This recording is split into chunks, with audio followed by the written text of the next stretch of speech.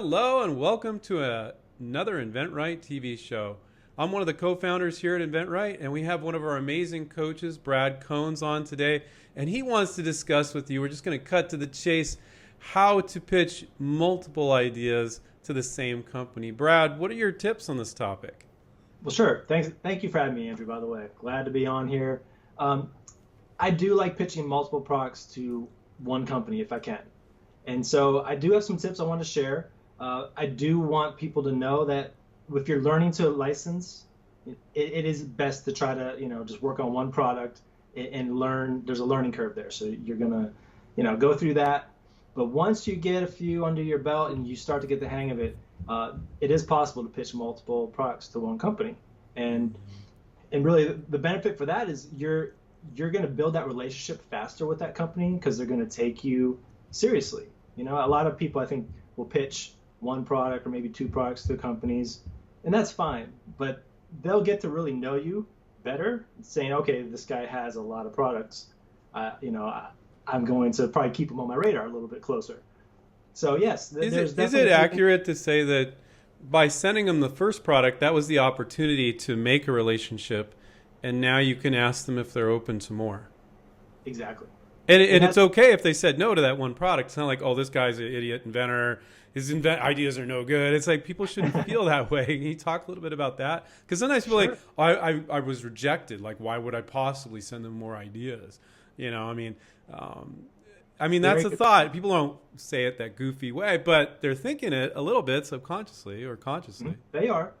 And they just have to remember it's a numbers game. You're going to get a lot of no's before you get that yes. Mm-hmm. And companies know that too.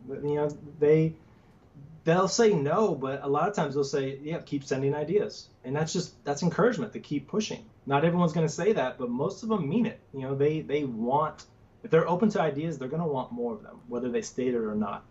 So as long as you're presenting them ideas that are, relative to their product line, and that's what I really want to talk about, is you want to make sure that, if you can, you want to do our coaching program because we'll show you how to learn all the steps properly.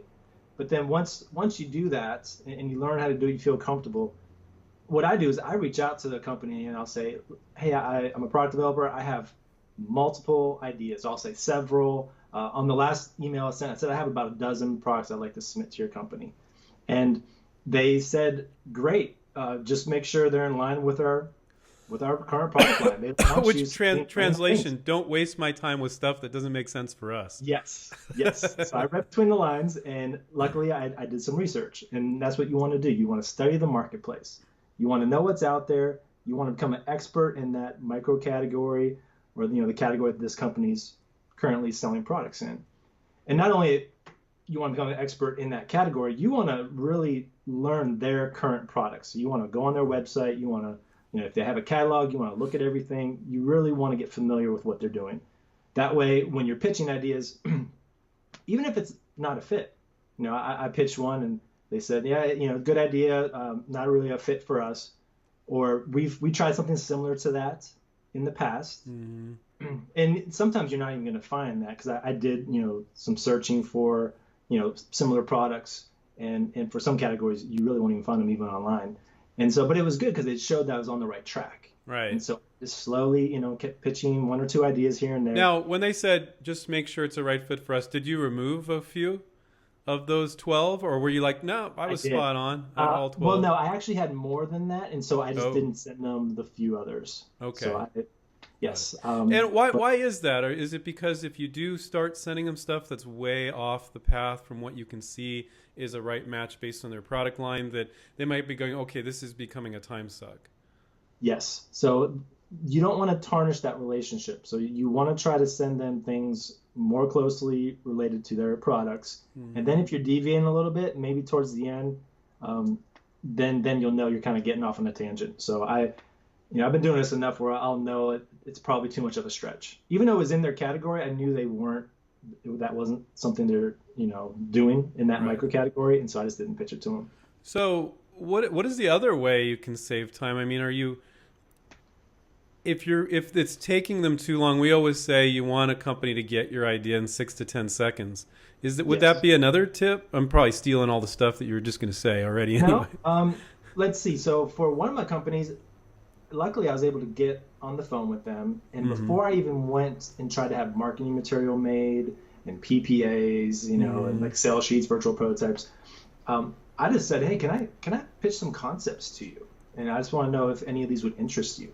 So that way I literally, I think, said 9 or 10 ideas, and they liked 3 or 4 of them. They said, yeah, if you develop something Awesome. further along those lines, I'd be interested. So what you're saying is once you get to know a company, you could send sometimes, in some cases, it depends, something a little bit less refined, whether it's a sketch or a discussion on the phone, and kind of feel them out. And like, no, not that one. No, oh, that one's interesting. Yeah, you can make something on that and send that to me. Yeah, so it saved me a lot of time. So I didn't have to, because I'll create my own virtual prototypes and sell sheets, and obviously that still takes time. Now, I have strong feelings about coming up with ideas that are only for, I want to get your idea on this because it tapers in with what you're talking about, submitting multiple ideas to the same company. I don't think it makes a lot of sense to create an idea that's just for one company. I think when you create it and you go, this would be great for this company, you should look around and go, oh, it'd be great for at least 5 or 8 or 20 others. Absolutely. I mean, Absolutely. Doesn't that make sense? It does. And that's something I was going to hint at afterwards, is even if they say no, you can still pitch that idea to several other companies. Right. Because there's going to be other players in the game. Right. But yeah, instead of going wide, on your companies initially, I'm trying the approach where I'm just going deep within one company. Right. And we've had a lot of students have some success with that. But then you can take your leftovers and show it to other companies. Exactly. But I mean, how does that make you feel? Does it make you feel good that you have a relationship with this person in the company and that you had that conversation and they're like, no, not that one, not that one. Oh yeah, that one. I mean, doesn't that feel cool? I mean, it's like must feel like a pro when you get to that point. Yes, and there was another couple items I pitched. One company in particular, and they said, "Ooh, we're actually working on something almost identical to that." So I'm going to have to say no on that one. But it showed me I was on the right track. Right. And it showed them, okay, he knows what he's doing. That's what they said. Like, okay, you obviously have done this, and it was just nice because there was that level of just professionalism that they got from me. One last question. Sometimes people think they're establishing a relationship with a company. But in my opinion, you're really establishing a relationship with a person within the company.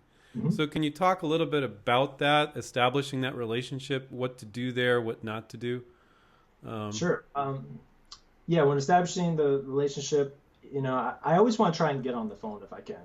Now, that's not always the case because some people are just really busy. Yeah. And so when I did that for one company, really couldn't get in touch with them, left some messages, and then it just got onto email. And so we were just going back and forth on email.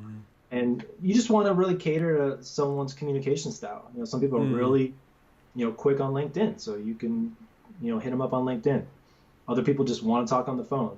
So I really try to cater to that. I don't want to, I want to be that polite pest, but I don't want to, obviously get under their skin. So I want to keep things as nice as possible, as far as keeping that relationship. And as you said earlier, don't waste their time with things that aren't right for them or their product line, and make the presentations very clear and concise. And even if it's something more crude because you have a relationship and they told you it was okay to send a sketch or have a conversation, still be very direct and to the point. If you were going to go over 9 ideas verbally with them, you're not going to talk 30 minutes for each idea. You're going to be like, boom, boom, boom. And that's very hard for some inventors, or just to even be able to describe it verbally.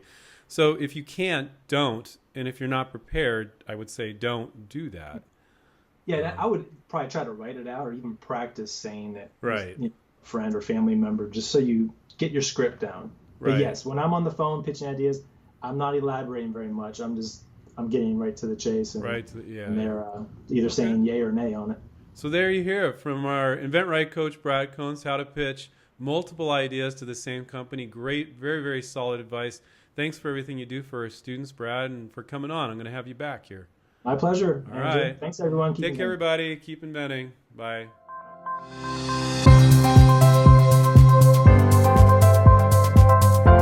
There's a great idea in each of us. But it's truly magical to see it come to life. Share sharing your creativity with the world has never been easier. We can help.